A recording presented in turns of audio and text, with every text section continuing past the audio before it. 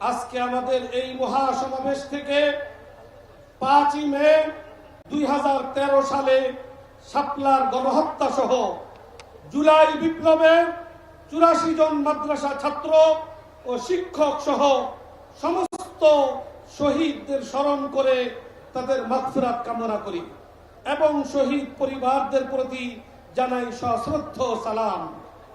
আহতদের এবং পঙ্গুত্ব বরণকারীদের জন্য দ্রুত সুস্থতা কামনা করি এবং তাদের প্রতি সমবেদনা জানাই।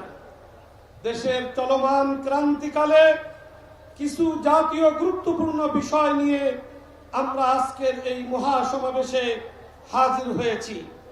এই মহাসমাবেশ থেকে হেফাজতের ঘোষণা আপনাদের সামনে পেশ করছি। 1. নারী বিষয়ক সংস্কার কমিশন ও তাদের কোরআন বিরোধী প্রতিবেদন অবিলম্বে বাতিল পূর্বক আলেম ওলামার পরামর্শক্রমে ধর্মপ্রাণ বৃহত্তর নারী সমাজের প্রতিনিধিদের অন্তর্ভুক্ত করে নতুন কমিশন গঠন করতে হবে। নারীর সামাজিক উন্নয়নে পশ্চিমা মূল্যবোধ নয়, বরং আমাদের নিজস্ব সামাজিক ও ধর্মীয় মূল্যবোধ, ইতিহাস ও ঐতিহ্যের আলোকেই বাস্তবমুখী সংস্কারের দিকে যেতে হবে। 2. সংবিধানে আল্লাহর উপর পূর্ণ আস্থা ও বিশ্বাস পুনর্স্থাপন করতে হবে এবং ধর্মপ্রাণ গণমানুষের ঈমান আমল রক্ষার্থে বহুত্ববাদ নামক আত্মঘাতী ধারণা থেকে সরকারকে সরে আসতে হবে। এছাড়া লিঙ্গ পরিচয়, লিঙ্গ বৈচিত্র্য, লিঙ্গ সমতা, লিঙ্গ বৈষম্য, তৃতীয় লিঙ্গ বা থার্ড জেন্ডার, অন্যান্য লিঙ্গ ইত্যাদি শব্দের মার পেঁচে কাউকে বাদ দিয়ে নয় এমন ধোঁয়াশাপূর্ণ স্লোগানের অন্তরালে এবং অসংজ্ঞায়িত অন্তর্ভুক্তমূলক ইত্যাদি শব্দের আড়ালে এলজিবিটি ও ট্রান্সজেন্ডার বাদের স্বীকৃতি ও অন্তর্ভুক্তির মাধ্যমে সমাজ বিধ্বংসী ও ধর্ম বিরুদ্ধ সমকামী বান্ধব সমাজ প্রতিষ্ঠার পায়তারা বন্ধ করতে হবে। 3. শাপলা ও জুলাই গণহত্যার বিচারে গতি আনতে ট্রাইব্যুনালের সক্ষমতা আরো বৃদ্ধি করতে হবে। জাতীয় নির্বাচনের আগেই ফ্যাসিস্ট হাসিনা ও তার চিহ্নিত দোষরদের বিচার সম্পূর্ণ করতে হবে।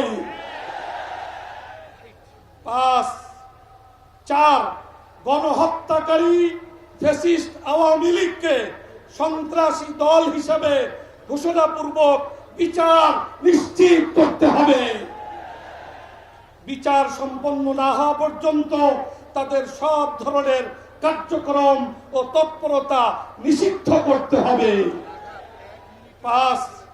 আল্লাহ ও তার রাসূল সাল্লাল্লাহু আলাইহি ওয়াসাল্লামের নামে কটূক্তি ও বিশুদ্ধার বন্ধে সর্বোচ্চ শাস্তির আইন করতে হবে।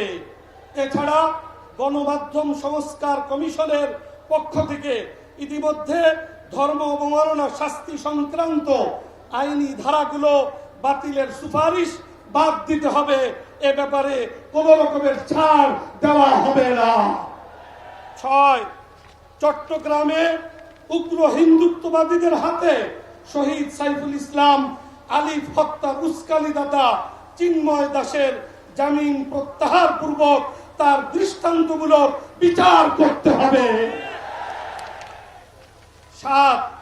ফ্যাসিস্ট হাসিনার শাসনামলে সারা দেশে প্রতিবাদী আলেম ওলামা, মাদ্রাসা শিক্ষার্থী ও ইসলাম মনা তরুণদের বিরুদ্ধে হওয়া মিথ্যা ও বানোয়াট সকল মামলাগুলো অতি সত্বর প্রত্যাহার বা নিষ্পত্তি করতে হবে।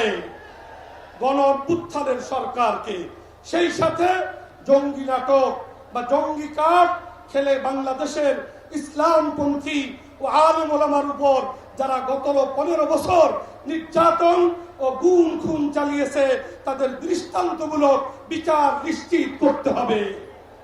8.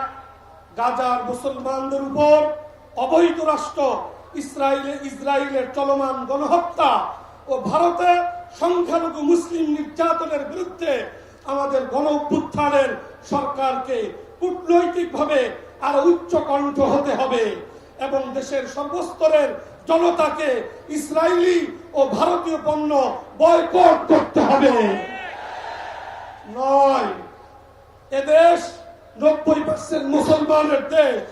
অতএব শিক্ষার প্রাইমারি লেভেল থেকে সর্বোচ্চ পর্যায় পর্যন্ত সর্বস্তরে ইসলামী শিক্ষাকে বাধ্যতামূলক করতে হবে।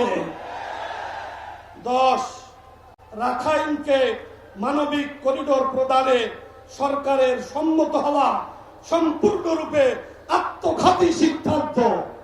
আমাদের ভৌগোলিক নিরাপত্তার স্বার্থে এই অদূরদর্শী সিদ্ধান্ত থেকে সরকারকে অবশ্যই অনতিবিলম্বে ফিরে আসতে হবে। 11, চট্টগ্রামের পার্বত্য অঞ্চলে ভিনদেশী মিশনারিদের অপতৎপরতা ও দৌরাত্ম্য বন্ধ করতে সরকারকে উদ্যোগ দিতে হবে।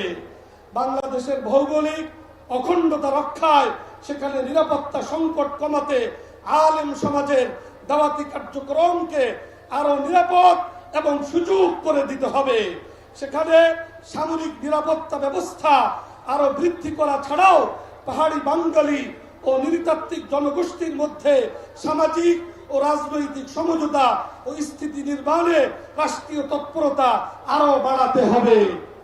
12, কাদিয়ানীদের রাষ্ট্রীয়ভাবে অমুসলিম ঘোষণা করতে হবে এবং সাধারণ মুসলমানদের ঈমান আকীদা রক্ষার্থে এ দাবি রক্ষার্থে এদের অপতৎপরতা বন্ধ করতে হবে। আমরা আজকের এই মহাসমাবেশ থেকে হেফাজতে ইসলামের পক্ষ থেকে এই 12 দফা ঘোষণাপত্র আমি আপনাদের সামনে পেশ করলাম। আমরা সবাই এই ঘোষণাপত্রের সাথে একমত আছি তো?